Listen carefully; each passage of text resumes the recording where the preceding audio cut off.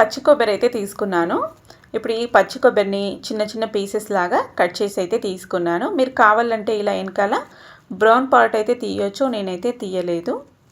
ఇలా ఒక కప్పు నిండా పీసెస్ అయితే కట్ చేసుకున్నాను. ఇప్పుడు మిక్సీ జార్ తీసేసుకొని అందులోకి కట్ చేసుకున్న కప్పు కొబ్బరి ముక్కల్ని వేసేసి కొన్ని నీళ్లు వేసుకొని బాగా మెత్తగా మిక్స్ అయితే పట్టేసుకుందాం. ఇలా ఒక మిక్సింగ్ బౌల్ తీసుకొని అందులోకి స్ట్రైనర్ పెట్టేసుకొని ఇలాగైతే స్ట్రైన్ చేసుకోవాలి, వడగట్టుకోవాలి. ఇలా స్ట్రైనర్ లేదు అనుకుంటే ఒక బట్ట తీసుకొని దాంతో అయినా వడకట్టుకోవచ్చు. ఇలా బాగా స్పాచులా కానీ స్పూన్ కానీ తీసుకొని బాగా ఇలా మ్యాష్ చేసినట్టు చేసామంటే అందులో ఉన్న నీళ్ళు అనేవి సపరేట్ అవుతాయి.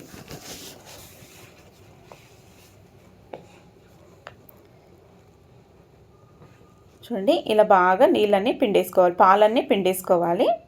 ఇప్పుడు మళ్ళీ వచ్చిన పిప్పిని అలా మిక్సీ జార్లోకి మళ్ళీ వేసేసుకుందాం. ఇలా మళ్ళీ కొన్ని నీళ్ళు వేసేసుకొని మళ్ళీ బాగా మెత్తగా మిక్స్ అయితే పట్టుకోవాలి. మళ్ళీ స్ట్రైనర్లో వేసుకొని ఇలా స్ట్రైన్ చేసుకోవాలి. సేమ్ ఇదే ప్రాసెస్ ఒక 3-4 సార్లు కూడా చేసుకోవచ్చు. అప్పుడు మనకి కొబ్బరి పాలు అనేవి బాగా వస్తాయి. నేనైతే ఇలా పాలు తీసేసుకున్నాను. దీన్ని ఇప్పుడు పక్కన పెట్టేస్తున్నాను. ఇప్పుడు ఇంకొక మిక్సింగ్ బౌల్ తీసుకొని అందులోకి బియ్యాన్ని అయితే కొలుచుకుంటున్నాను. 1 కప్పు నార్మల్ బియ్యం తీసుకున్నాను అండ్ 1 కప్పు బిర్యానీ బియ్యం అయితే తీసుకుంటున్నాను. ఇంకొక కప్పు నార్మల్ బియ్యం, మొత్తం 3 కప్పుల బియ్యం అయితే తీసుకున్నాను. ఇలా బియ్యం తీసుకొని వీటిని అయితే పక్కన పెట్టేసుకుందాము. ఇప్పుడు పొయ్యి మీద కుక్కర్ అయితే పెట్టుకున్నాను. ఇందులోకి నెయ్యి లేదా నూనె కావాలంటే నెయ్యితోనే ప్రిపేర్ చేయొచ్చు, చాలా బాగుంటుంది. నేనైతే కొంచెం నెయ్యి ఇంకా 1 టేబుల్ స్పూన్ అంతా నూనె వేసాను.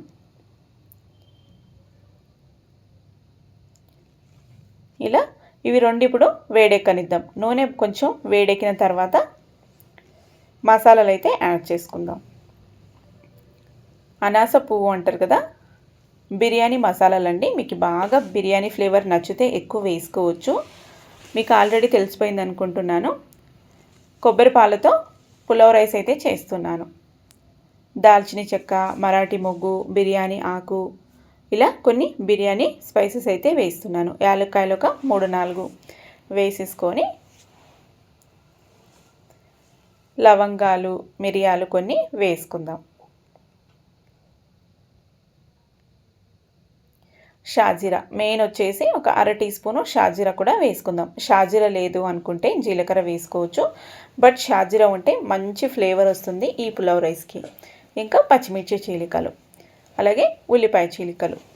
ఇప్పుడు బాగా మిక్స్ చేసుకుంటూ ఫ్రై చేసేసుకుందాం. ఉత్తి తినడానికి లేదా నాన్ వెజ్లోకి కానీ నార్మల్ కర్రీస్లోకి కానీ చాలా బాగుంటుంది ఈ అన్నం అయితే.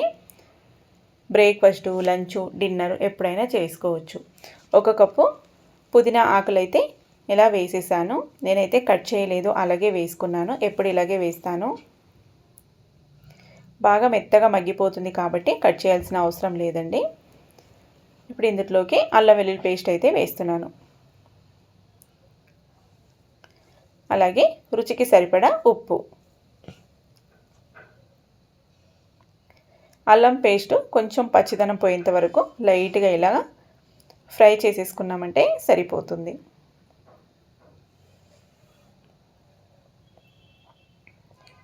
ఇలా మూత క్లోజ్ చేసుకొని కొద్దిసేపు అయితే మగ్గించేసుకుందాము. ఉల్లిపాయలు కూడా బాగా ఫ్రై అవుతాయి.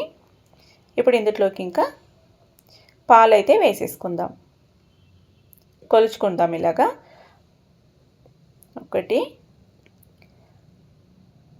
1, 2, 3, 4 కప్పుల పాలు అయితే వచ్చాయండి. కొన్ని వచ్చినాయి చూడండి, పైన పావు కప్పు దాకా ఉంటాయి. 4 కప్పుల కొబ్బరి పాలు అయితే వచ్చాయి నాకు ఇక్కడ. 4, 5, 6. 6ది కొంచెం తక్కువ వేసాను. నేనైతే 5 ముప్పావు కప్పు నీళ్ళు అయితే వేసాను. 5 కప్పులు ఫుల్గా వేసాను. 1 కప్పు ముప్పావు కప్పు మొత్తము పాలు నీళ్ళు వచ్చేసి బాగా మిక్స్ చేసి టేస్ట్ చూసుకొని ఉప్పు ఏమైనా పడేటట్టుంటే కొంచెం ఉప్పు అయితే వేసుకోవాలి. నీళ్ళని మరగనిచ్చాను. నీళ్ళు మరిగిన తర్వాత బియ్యాన్ని కడిగేసి యాడ్ చేసుకుంటున్నాను. చాలా సింపుల్ ప్రాసెస్ కానీ రెసిపీ అయితే టేస్ట్ సూపర్ ఉంటుంది. పైగా మంచి హెల్త్ బెనిఫిట్స్ అయితే ఉన్నాయి. పిల్లలకి పెద్దలకి చాలా మంచిది. ఇది డైట్లో ఉన్నవారు కూడా ఇలా చేసుకొని తినొచ్చండి. కొబ్బరి పాలతో చేస్తాం కాబట్టి చాలా మంచిది. థైరాయిడ్ ఉన్న వాళ్ళు కూడా తినొచ్చు.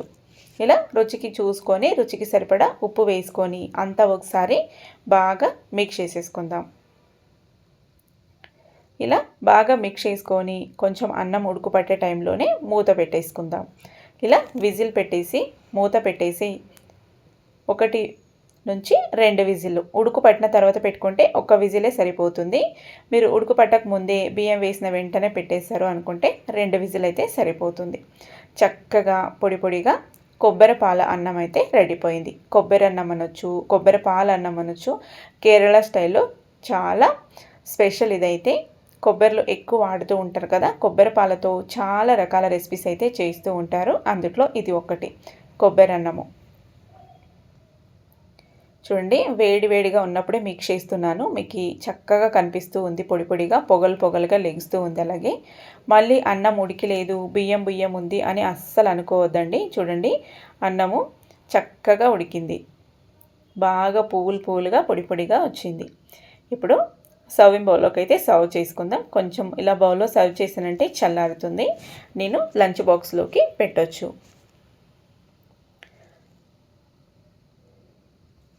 ఇలా సర్వింగ్ బౌల్లోకి సర్వ్ చేసుకొని పెరుగు రాయితా కానీ లేదా నాన్ వెజ్ కర్రీసు లేదా మసాలా బంగాళదుంప మసాలా వేసి చేస్తాం కదా, పన్నీర్ కుర్మా, ఇలా దేంతో అయినా చాలా బాగా ఉంటుంది. లేదంటే ప్లెయిన్గా ఉత్తి అన్నం కూడా తినొచ్చు. నచ్చితే తప్పకుండా ట్రై చేయండి. Thank you for watching.